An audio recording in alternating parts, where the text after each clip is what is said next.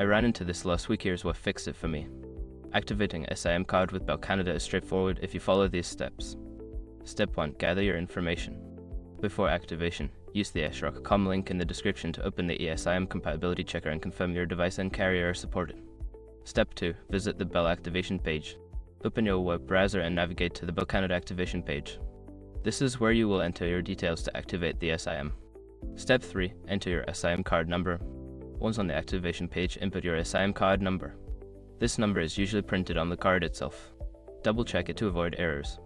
Step 4. Follow the prompts. After entering your eSIM number, follow the on-screen prompts. You may need to provide personal information and choose a plan. Make sure to review your selections carefully.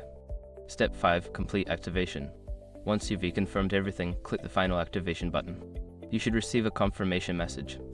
If you don't see it, check your email or SMS for updates. Sometimes, the activation can take a few minutes to process, so be patient. If your phone doesn't connect after a while, try restarting it. I hope this helps you get your eSIM activated smoothly. If you have any questions, feel free to ask.